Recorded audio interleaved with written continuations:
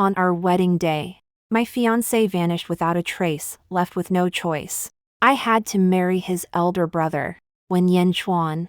In his stead, after the wedding, we maintained a polite, distant relationship. My mother-in-law pressed us, insisting it was time to have a child, just as we discussed consummating the marriage. My long-lost fiancé suddenly reappeared after over 3 months of absence, when Yanchuan clasped my waist tightly, gazing down at Wen Qingyan, whose eyes brimmed with joy. Yen, come pay your respects to your elder sister-in-law. On the day of the wedding, my fiancé vanished without a trace, sending only a handwritten letter via a servant. Qingyan, Xiao Xiao is to be sold as a concubine to a 50-year-old widower. Do you know that man has beaten 3 concubines to death?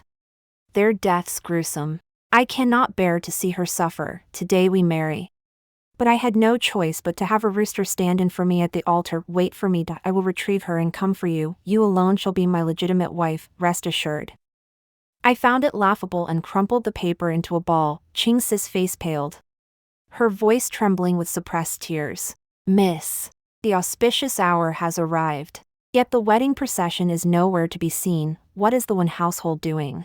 I composed myself. If I failed to marry into the Wen family today, my father would surely torment my mother. Closing my eyes, I steeled my resolve. What did it matter if I was mocked for marrying a rooster? Outside, a maid rushed in, shouting, Miss, the wedding procession has arrived. Confused, I wonder at hint when Qingyan abandoned me to chase after Chu Xiao Xiao. Why would he come now? Qingzi gripped my hand tightly. It's the eldest son of the Wen family. Just returned from handling a case in Qingzhou. He's marrying on behalf of the second son. His name slowly surfaced in my mind. Wen Yanchuan, junior minister of the Supreme Court of Justice. It seemed we'd never crossed paths before until a cool, large hand grasped mine. I jolted awake, snapping back to reality. He chuckled softly, the thin calluses on his fingertips tickling my palm. After climbing into the bridal sedan chair, Chu Xiaoxiao's face suddenly flashed through my mind, gentle and timid. So pitiable even to me, Sister Qingyan. How about we serve Lord Wen together from now on? He'll be content as a concubine and won't interfere with your relationship. I stared blankly as she wept, her tears falling like rain on pear blossoms. A rather clumsy performance, yet when Qingyan fell for it completely, Xiaoyi comforted her gently. Qingyan has always been magnanimous. She will surely accept you. Don't cry. Don't cry. A faint smile touched my lips as I recalled the spring banquet. I declosed my eyes to feign sleep while Chu Xiaoxiao deliberately stumbled into Wen Qingyan's arms before my very eyes. My dear Wen, our wedding is imminent. What if Sister Qingyan can't bear my presence and humiliates me in the future?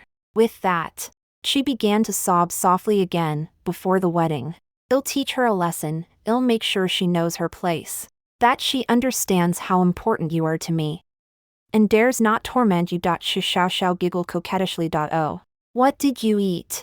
Your mouth is so sweet, let me lick it clean. The palanquin descended.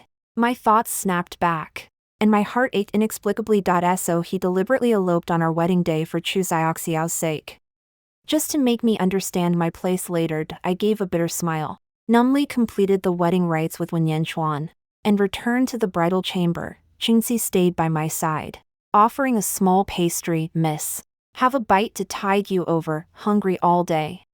My stomach ached faintly. I took the pastry, but just as I was about to eat it, I noticed the pattern imprinted on Ida's section of bamboo. It was a pastry made by Chu Xiaoxiao herself. She said this way, her husband would know she cared for him, and he could think of her anytime, anywhere. A wave of nausea washed over me. Where did this pastry come from? Qingzi murmured softly.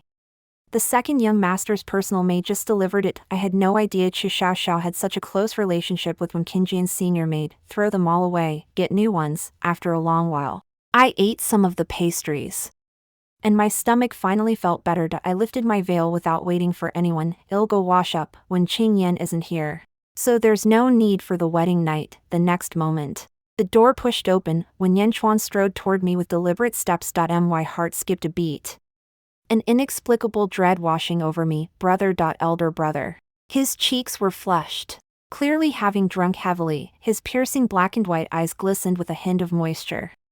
Utterly devoid of his usual cold demeanor, just call me Yanchuan. I froze for a moment. The neighbors all said he was ruthless, killing without batting an eye, back then. To retrieve the letter evidence swallowed by a prisoner. He had cut open the man's belly to pull out the blood-soaked paper, then, without flinching, he stepped over the corpse. Wen Yanchuan. A barely perceptible curve touched his lips. You can sleep in the bed tonight, it'll take the daybed. I froze, about to protest the unfairness. But our eyes locked. My mouth felt sealed shut. Unable to speak, Wen Yanchuan walked out without another word. After my bath, he was already resting on the beauty couch. I dared not disturb him, tiptoeing instead to climb onto my own bed. When I awoke, my lips ached inexplicably. The broken skin seemingly scabbed over. After paying respects, my mother-in-law handed me several ledgers, instructing me to study them under the matron's guidance. I would soon manage the household finances. I couldn't pinpoint what fell off. Chintzy grounding beside me, muttering incessantly. This morning I saw the eldest young master accompany you to pay respects. My heart finally settled. I feared he might be as unreliable as the second young master. Mentioning Wen Qingyan, I casually asked, any news? Just as Chingzi was about to shake her head. When Qingyan's servant delivered a letter, it was sent back by the second young master. I took it, tore it open, and read, Qingyan, you are the legitimate wife. Xiao Xiao is too timid to threaten your position or scheme against you. Please stop forcing her to marry a widower. She will die. You know Xiao Xiao is frail and sickly, yet you force her into marriage. What are your intentions? If she dies, you'll secretly rejoice. How can you be so cruel? Soon, I will bring Xiao Xiao back and take her as my noble concubine. If you cannot tolerate her, you may go to Qingfeng Temple to eat vegetarian meals and chant sutras. I watched the letter burn inch by inch, its flickering light casting shadows across my face. My disappointment in him was profound. Qingfeng Temple is perpetually snowbound. Going there alone would likely cost me half my life, yet he disregarded my very survival entirely for Chu Xiaoxiao's sake. I wiped away my tears, blinked, and stared blankly at the ashes. At last year's chrysanthemum banquet, when Qingyan and I had been betrothed for less than 3 months, the noble ladies present all congratulated me on finding such a fine husband. Second young master Wen, a gentleman of grace and refinement, his appearance among the finest in the capital. He passed the provincial examination at 19. His future prospects boundless. Qingyan, you are truly blessed. The surrounding maidens shot me envious, jealous glances, blushing shyly. I thanked them. When Qingyan stood not far away, seemingly chatting and laughing with a lively young lady by his side, unwilling to continue comparing myself to them. I walked alone to the bridge to admire the scenery. I was alone on the bridge when Chu Xiaoxiao suddenly appeared beside me, covering her mouth with a handkerchief as she coughed weakly. Miss Cui, what a clever move, forcing young Master Wen to betroth himself to you and marry you as his primary wife. I froze, unsure of her meaning. A flash of malice crossed her eyes. With a startled cry, she plunged into the water before my eyes. It was early autumn, and the lake water was bone-chillingly cold. Kuziaxio broke down, wailing and thrashing in the water. Wen Qingyan, save me. My mind went blank. I hadn't pushed her. Suddenly, when Qingyan shoved me violently, my head slammed against the railing, blood spurting out and staining my hands. He glared at me with utter disgust. Cui Qingyan, have you lost your mind? You haven't even married into the Wen family yet, and you're already attacking my people. He immediately plunged into the pool, pulled Chu Xiaoxiao tightly into his arms, and carried her ashore. Hostile stares fixed on me. How vicious, bullying someone before you're even married. And yeah, everyone knows Chu Xiaoxiao, the Chu family's illegitimate daughter, has been Wen Qingyan's shadow since childhood. Probably jealous, ridiculous, daring to lay a hand on the man she loves. My whole body went cold when Qingyan grabbed my wrist and apologized to Chu Xiaoxiao. Apologized to Xiao Xiao, and I'll forgive you. I felt like thorns piercing my back. Clutching my wound that wouldn't stop bleeding, Chu Xiaoxiao nestled tightly in his embrace, looking pitifully helpless. I don't need Miss Cui's apology. I only hope Miss Cui won't push me into the lake again next time. I am frail and sickly. I could die in an instant. More malicious stares fixed on me. Is she even human? The noble ladies who had just been congratulating me burst into laughter, seemingly mocking my unreasonable behavior. Hearing the whispers, I fled in disarray. The scar from that wound on my forehead has remained ever since, still visible today. Later, clutching my wound, I begged my father to annul the engagement. Father, I must annul the engagement with the Wen family, kneeling on the ground. I looked utterly wretched. My father merely scrutinized me coldly. Then finally snorted, now that your reputation for jealousy is out. Who would dare take you? Cui Jingyan. Can't you control your impulsiveness? That Chu Xiao is merely a concubinette. You really need to take matters into your own hands. Marrying into the Wen family is your fortune. As long as they don't demand the annulment. Our Cui family won't withdraw either. Give up that notion. My strength drained instantly. So father believed I had pushed Chu Xiao too. Enough. Go to the ancestral hall at the family estate immediately to reflect. You are not to return for at least 2 months. Consider it your apology to T. He Wen family. Attendance. The eldest daughter is unwell and requires quiet recuperation at the ancestral hall. Escort her there at once. I wailed and clung to my father's sleeve, demanding the engagement be broken. He yanked his sleeve away viciously. Don't blame me for being heartless. If you refuse to reflect, I'll stop your mother's medicine. My mother clung to life only through those medicines. I couldn't let her die because of me. My younger sister was still so young she couldn't lose her mother. I fell silent, learning to endure, and obediently went to the ancestral hall to accept my punishment, wiping away my tears. I turned and saw Wen Yanchuan standing there, shifting back a step, looking somewhat uneasy. I am sorry. He paused, then walked over to my side. I just heard some news about you and I wanted to tell you. Do you have time now? I shook my head, then nodded. He suddenly laughed, sounding somewhat resigned. You were crying. No, let's talk in the bedroom. Too many people here. I followed him back to the bedroom, but stopped him from sharing news about Wen Qingyan. I've already received the letter. I don't need it now. He took out a jade bracelet and slipped it onto my wrist. It's beautiful. Do you like it? I examined it closely. It was the Chushio Pavilion jade bracelet I'd longed for so deeply back then.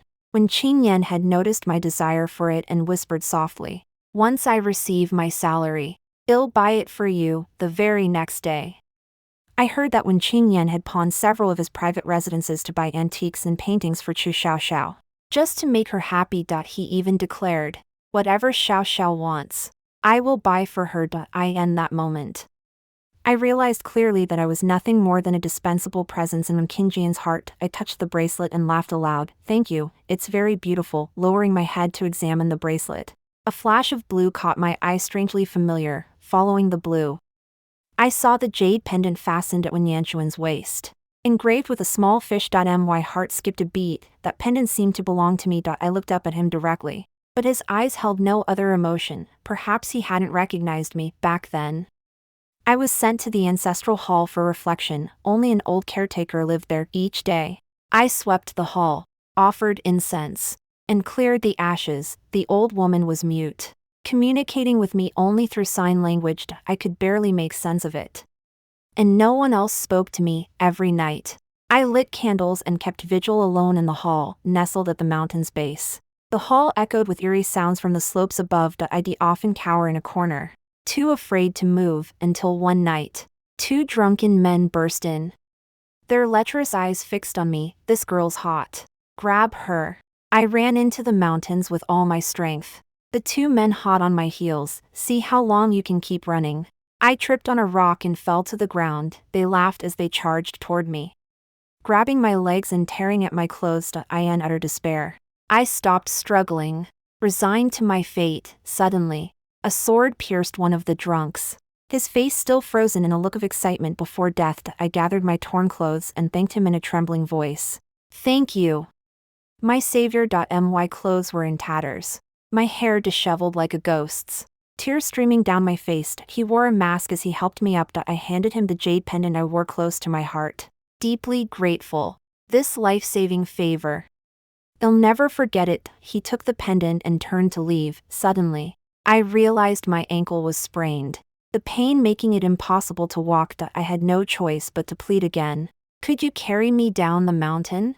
I sprained my ankle. He gave a cold, curt ma'am and hoisted me onto his back. Lying against his back, moonlight spilled across his neck, where a small red mole seemed to rest, watching Wen Yanchuan.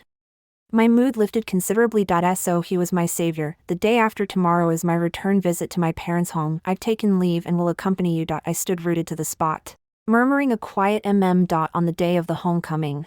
I dressed early, wearing the bracelet Wen Yanchuan had given me.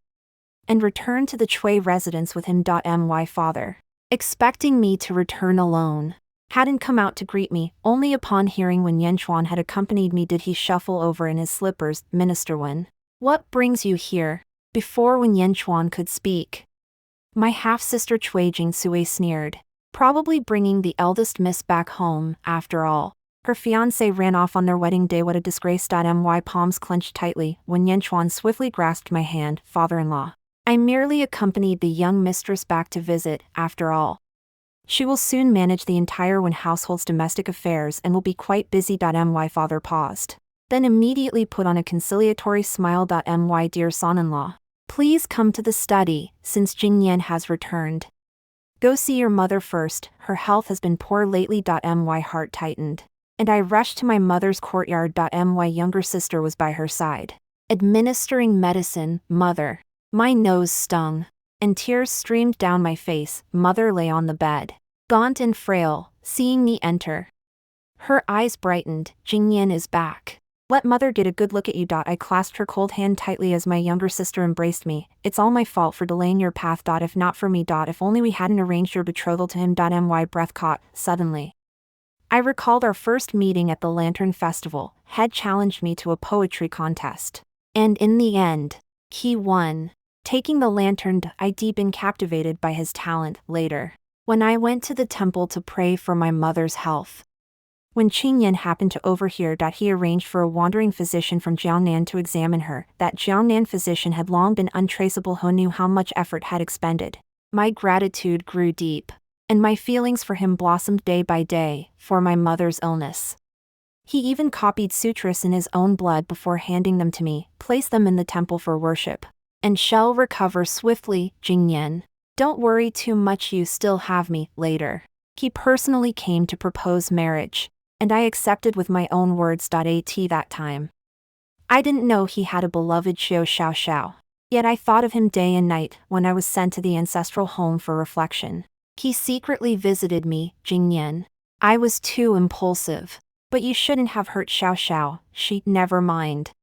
Don't mention her. I've sent clothes and pastries. You must be cold and hungry here. I've also left 2 secret guards to protect you. You'll be safe. I felt both love and hatred for him, continuing to pursue him for a long time, until he fled on our wedding day. An indescribable emotion spread through my heart. I gradually understood truly loved Xiao more than me, and she had achieved her goal, making me see my place, snapping back to reality. I said, it's fine, mother. I am perfectly well. Suddenly, a maid threw herself to her knees before me, trembling uncontrollably. What's wrong? Her face streaked with tears. It was Amber, the maid from my quarters. Your servant. Your servant. I motioned her outside. Amber remained kneeling. Miss, I have wronged you. When the young master was drunk, he mistook me for you and took me. I dared not speak up. Please punish me, Miss. My vision spun, and I laughed bitterly, my heart breaking completely for Wen Qingyan. So, do you wish to become a concubine? Or, she kept her head bowed, muttering. I cut her off, understanding her meaning. After all, a concubine is still a master, no longer a servant. In that case, when Wen Qingyan returns, I shall elevate you to concubine. Also, the man I married is his elder brother, from now on. Your master is Wen Yanchuan, understand? I steadied myself and glanced up to see Wen Yanchuan standing not far away. You. Why are you here?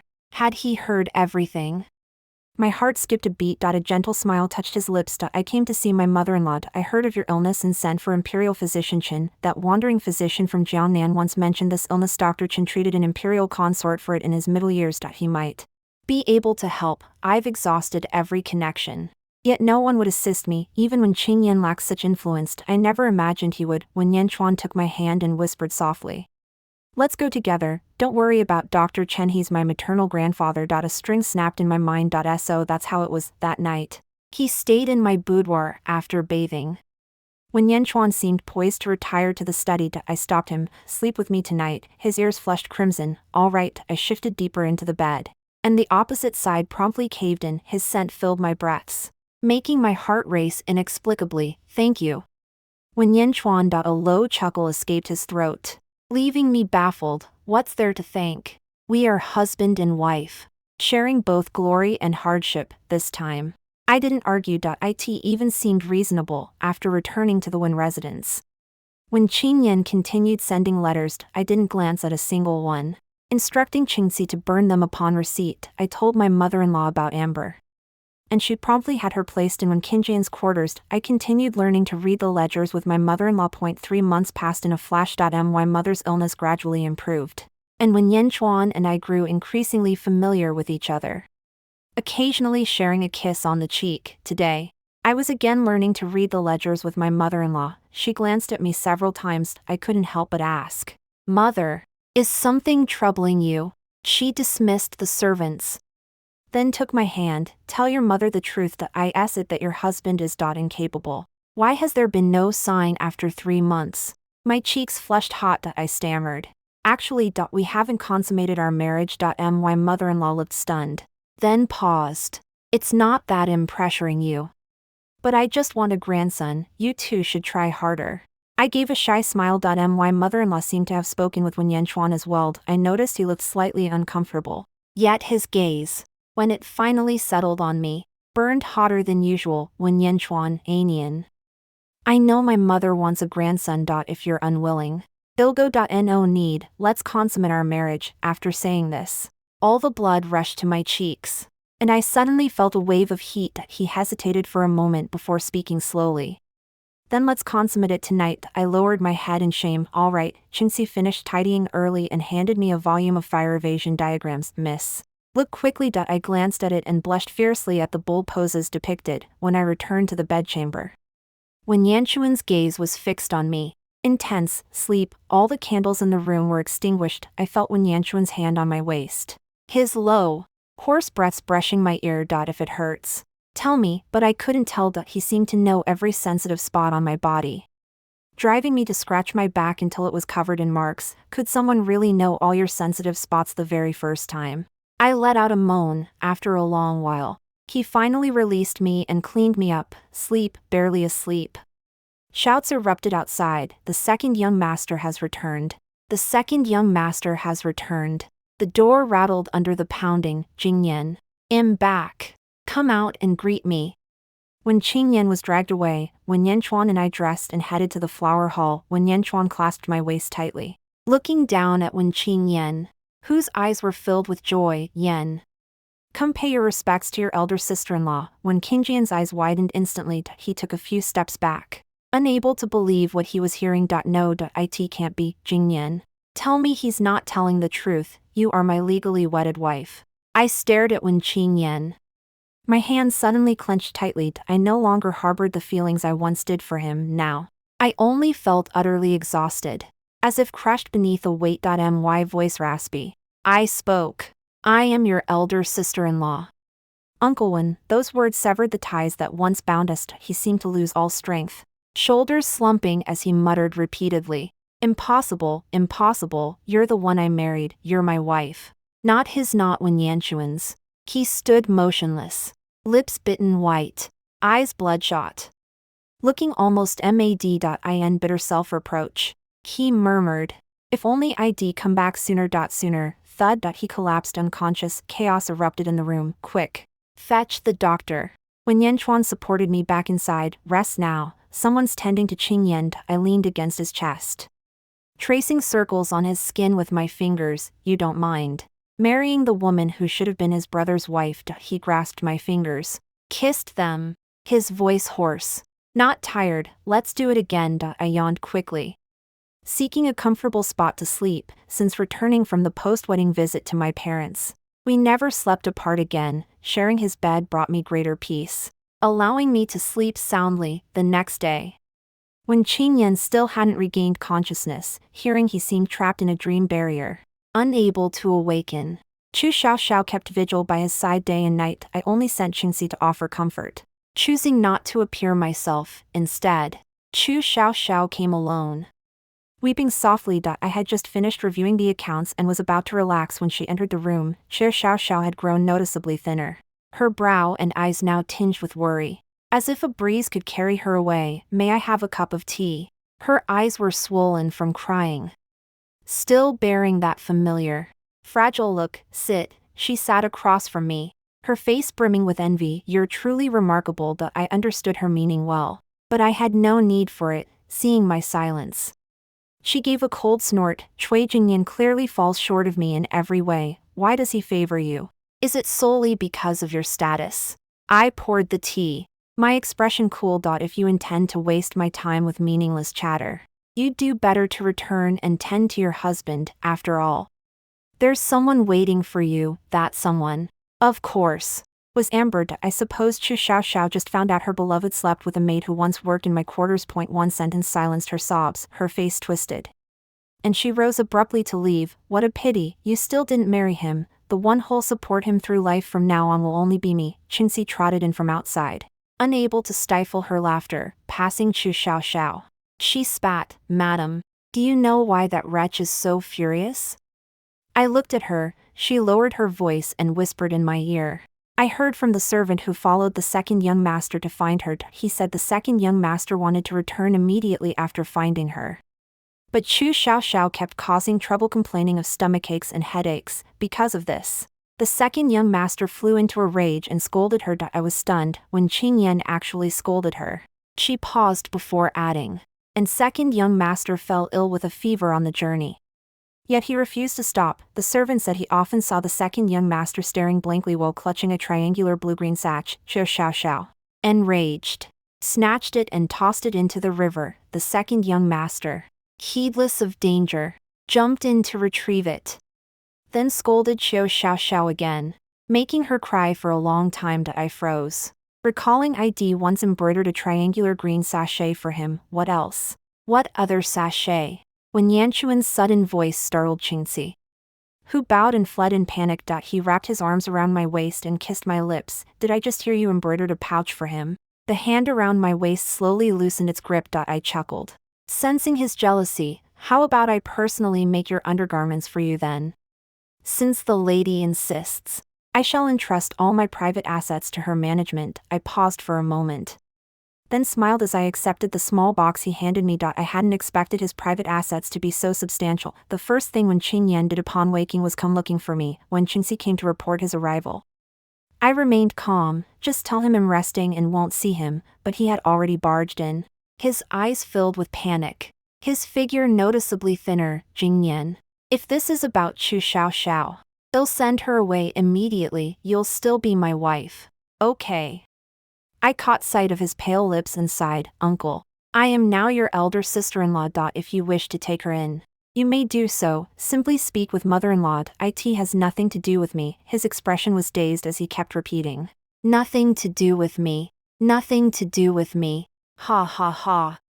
How could it not concern you? He stepped forward, gripping my wrist, his face tinged with regret. I only wanted to teach you a lesson, to make you accept Xiao. It wasn't. A scalding tear fell onto my wrist. His illness hadn't fully healed, leaving him weak. I pushed him away effortlessly. Please show some restraint. Let bygones be bygones. Wen Qingyan. He tried to speak again, but his words felt like noise. Thankfully, Wen Yanchuan returned and ordered him back to his own quarters. I breathed a sigh of relief. Earlier, someone seemed to have been standing by the door. I froze. Probably Chu Xiao eavesdropping. It's nothing. I in the air, I caught a faint scent of blood. Noticing my expression, Wen Yanchuan explained, a stubborn case arrived at the Ministry of Justice. I'll bathe first and return shortly. Midnight. As Wen Yanchuan held me in his arms, fast asleep, a sudden commotion erupted outside. I was jolted awake. Qingxi hurried over to attend to me. Word was trouble had erupted in the second young master's courtyard. By the time Wen Yanchuan and I arrived,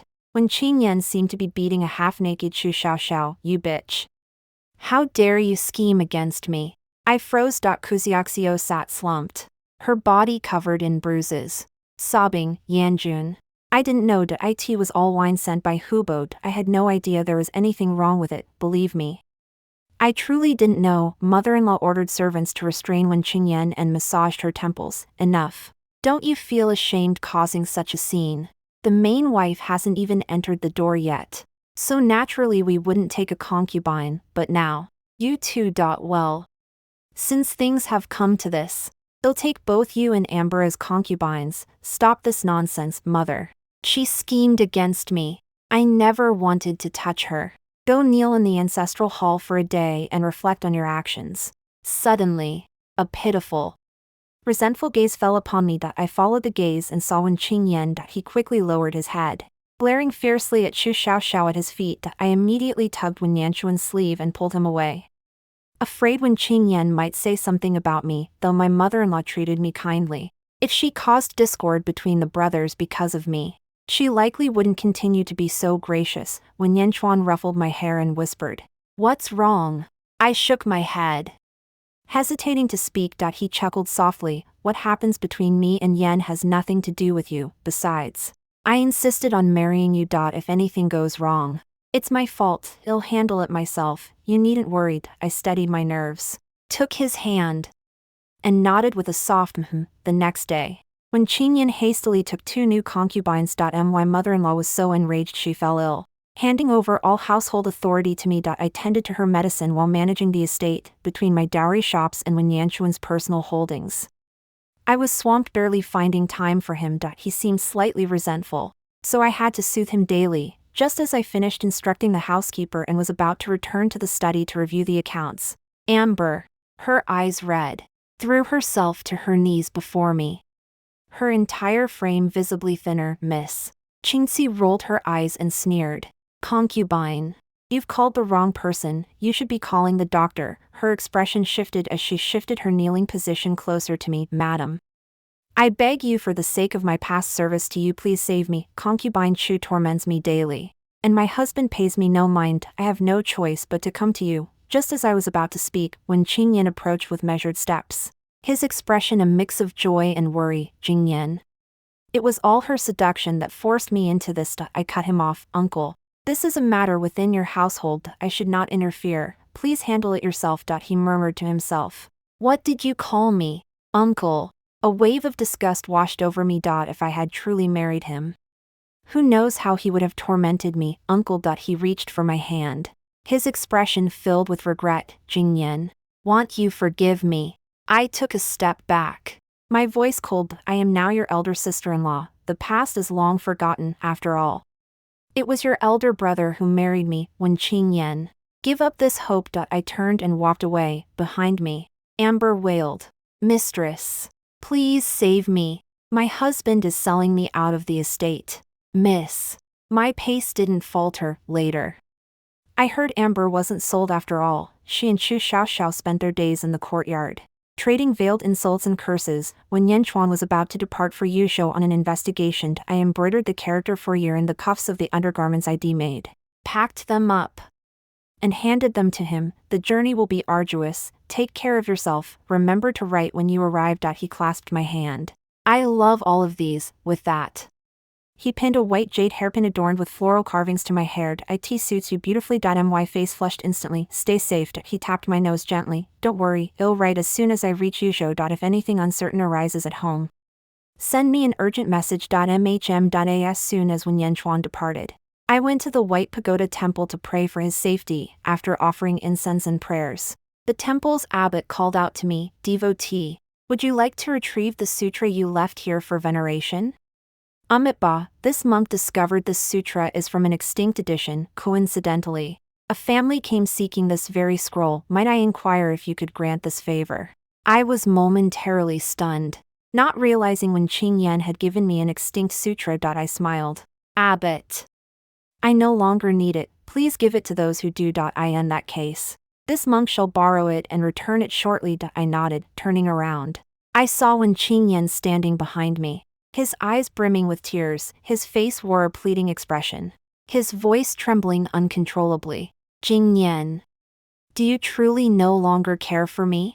"I neither care for you nor need you."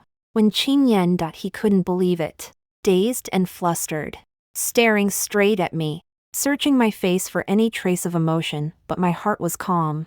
I had long since let go. "Qingyan, I was wrong. Please forgive me. I only wanted to teach you a small lesson." "I didn't." Wen Qingyan, you needn't say more. I truly have let it go. Please stop clinging to might only makes things awkward for both of us. His pupils instantly contracted. As if stunned by my words, he raised his hands to grab me, but I had already dodged. "Qingyan, I'm the one who wronged you. I can send Amber and the others away. We can start fresh. Just the two of us, please. His expression of regret only irritated me further. Get out of my way, you disgust me. His face drained of color. And he stumbled back. You clearly loved me most. You clearly. If I'd returned sooner, you would have married me. I scoffed. Married you? I'd still have affairs. As I turned, he collapsed to his knees, breaking down. Qingyan. But I was long gone. Days later, I received a letter from Wen Yanchuan. He wrote that he was well, but it would take at least several months to return. I sighed, staring blankly at his letter. Suddenly feeling a pang of longing for him, Qingxi rushed over, interrupting my thoughts. Madam, there's been trouble again in the second young master's courtyard. I frowned. Qingxi lowered her voice. The second young master brought back an orphan girl from outside. An orphan girl. Did you see her? She nodded. She bears a 5-part resemblance to you. Madam, the second young master was dead drunk. Muttering your maiden name, shall I take you to see? The courtyard is in an uproar right now. I shook my head. Send word to the mother-in-law. We won't meddle in this matter. After Qingxi left, I immediately wrote a letter to Wen Yanchuan. I should have gone to find him myself, but I didn't mention it in my heart, wanting to give him a little surprise. Mother-in-law was so angry her head ached for days. Summoning me over, Mother. I curtsied and sat down beside her. She took a sip of tea with a troubled expression. Qingyan is also of an age to be considered for marriage. I called you here to understand the character of the noble young ladies in the capital. I lowered my gaze. The family's mother selects will naturally be the finest. Yanchuan wrote that urgent matters in Yuzhou require my presence. Mother, I shall depart for Yuzhou in a few days. All household affairs must rest upon your shoulders. She pondered for a moment, her expression softening slightly. Since Yanchuan needs you, you should go. I can manage the household for a while longer. But Qingyan, mother, just arrange the match. Uncle is a fine young man. He'll surely make an excellent match. I am tired. You may go now. A few days later, I packed my belongings and prepared to leave for Yuzhou. In Wen Qingyan's courtyard, Amber and Chu Xiaoxiao seemed to be secretly sabotaging each other, causing constant chaos. To avoid them, Wen Qingyan simply stayed out and didn't return to the mansion. After I arrived in Yuzhou, a letter arrived from the Wen mansion saying Wen Qingyan had been beaten nearly to death and was still bedridden. I found it somewhat amusing. Wen Yanchuan frowned slightly. This isn't my concern. He brought it upon himself. I agreed with his words. He wrapped his arm around my waist. Yuzhou isn't like the capital. If anything troubles you, tell me. You mentioned wanting plum wine before. I've already planted green plums in the courtyard. Well, brew it soon. You won't blame me for coming to see you without permission. A faint smile touched his lips as he hooked my little finger. You came to me, and that alone fills my heart with joy. He produced a small porcelain bottle. This ointment will fade the scar. From now on, I'll apply it for you every day. My gaze grew complex as I watched him, my heart suddenly fluttering. To say I didn't care would be a lie. I still couldn't forget how I stared at my reflection after the scar formed, filled with sorrow, or Cui Jinghui's mocking face when she called me disfigured. I wrapped my arms around his neck. Thank you, Wen Yanchuan. I love everything, and the amber in his courtyard, and Chu Xiaoxiao. I know all about them. Just treat it as a joke. Neither of them is any good. Wen Yanchuan feared I'd grow bored, so he often took me out. Whenever we met acquaintances, he'd introduce me. This is my wife. From initial shyness and discomfort with the role, I gradually grew confident and poised until 2 days later, while shopping, I suddenly fainted. When I awoke, Wen Yanchuan was clutching my hand tightly. I am fine. Probably just fainted from hunger. He smiled as he embraced me. Qingyan, we're expecting. My mind was still foggy, but he was unnaturally composed. I've already thought of several names for the child. You can decide later. For now, rest and take care of yourself in Yuzhou. Once things settle, well, return. If you don't wish to see Qingyan, they'll write a letter to my mother requesting to establish an independent household. What do you think? Sounds good. I clasped his hand tightly, my heart brimming with warmth and joy. Story epilogue. The first thing Wen Yanchuan did after his rebirth was to seek out Cui Jingyan. He learned she had already been betrothed to his younger brother. To curry favor with the Wen family, her father had unilaterally sent Cui Jingyan to the ancestral home's shrine for reflection. That place was unguarded. He recalled Cui Jingyan once telling him how she'd been sent to the ancestral home, chased by thugs, and to protect her honor, she'd thrown herself off a cliff. By sheer luck, Shed landed on a crooked tree branch and survived, with that thought. When Yanchuan spurred his horse to the Chui family ancestral home, night had fallen. And the ancestral hall was silent. A wave of dread washed over Wen Yanchuan. He drew his sword and raced up the rear mountain, not far away. 2 men were chasing Chui Qingyan, his heart clenched. He sprinted forward. His sword striking down both men, blood splattered onto his outer robe. Chui Qingyan stood there, hair disheveled, sobbing helplessly. His heart ached. And he wanted to pull her into his arms, but Chui Qingyan didn't recognize him. Her voice was muffled as she mumbled her thanks, wiping tears from her face, her whole body trembling. He looked at Chui Qingyan, feeling both relieved and overjoyed. At least this time she hadn't fallen off the cliff. Chui Qingyan had once nestled in his arms and confided that although she had survived the fall, it had left a scar on her back. Every time when Qingyan saw it, he would complain that the scar was ugly, like a centipede. She felt sad and couldn't refute him, her face flushing crimson with embarrassment, but he had kissed that scar countless times, telling her, "Qingyan, this scar is like a flower, it's exceptionally beautiful." His cool lips lightly kissed her burning spine. Chui Qingyan trembled violently, biting her lip to stifle a muffled groan. When she snapped back to reality, Wen Yanchuan had safely escorted her down the mountain but remained on the rooftop, refusing to leave, not until Wen Qingyan came to see Chui Qingyan. And her heart and eyes were filled only with Wen Qingyan's image. Drunk, he thought, "I must take her back." Never repeating the same mistake, when Yanchuan knew Chui Qingyan's life after marrying Wen Qingyan had been miserable, she swallowed her grievances alone, visibly wasting away. When she met him, she timidly called out, "Brother." He sneered, looking at the pitiful young girl with secret contempt, harboring unthinkable thoughts toward his own sister-in-law. She should have married him. What was Wen Qingyan anyway? After a rebirth, he schemed to have Chu Xiaoxiao betrothed to a widower, forcing Wen Qingyan to flee his wedding day. He took his place, holding the hand of the girl had longed for, his face expressionless, yet his lips curved upward involuntarily, overflowing with joy from deep within. Chui Qingyan married him. Wen Yanchuan, this time, he would cherish her for a lifetime. After the wedding ceremony, Wen Yanchuan drank several cups of wine, his gaze frequently drifting toward the courtyard. "I wonder if Qingyan is hungry." After 3 rounds of wine, when Yanchuan hurried back to the bridal chamber, Chui Qingyan had already removed her veil and sat by the bedside. He feigned composure as he approached her. Chui Qingyan's features were strikingly beautiful, her lips curved in a faint smile, yet her eyes held a vacant, puzzled look. To prevent her from sending him away, when Yanchuan hastily declared he would stay the night, avoiding any lingering glances for fear of giving himself away. After he lay down on the daybed pretending to sleep, Chui Qingyan tiptoed in, finding the situation rather amusing. Moonlight streamed through the window, bathing the scene before him. Only after a long while did he hear Chui Qingyan's steady breathing. He approached the bed. Chui Qingyan lay curled up beneath the brocade quilt, her brows slightly furrowed.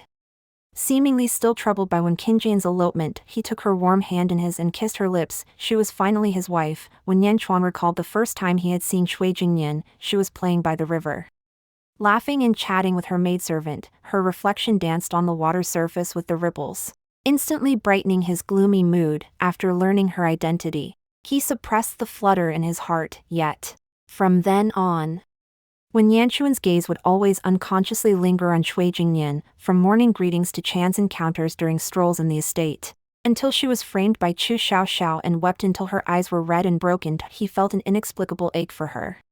Suddenly realizing his feelings for her had changed, he actively closed the distance between them. When she requested help finding her lost belongings, he used it as an excuse to send her hairpins, silk robes, and brocades. Items purchased during his investigations were promptly given to her. She seemed to sense their growing closeness had crossed a line and began avoiding him. On several occasions, she turned and walked away the moment she saw him approaching, his fingers curled tightly inside his sleeves. Under cover of night, he waited until Chui Qingyan was strolling by the rock garden in her courtyard. When Yanchuan seized Chui Qingyan's wrist, startled, her face paled slightly as she murmured timidly, "Brother." He chuckled softly, "Chui Qingyan, divorce me." Chui Qingyan froze, taking a half step back. No. I can't. If she divorced him, she'd lose her value. Her father would surely abandon her. And her mother would be powerless to help. Tears rolled down her cheeks. I'll marry you. A cool fingertip brushed the corner of her eye. Cui Jingyan.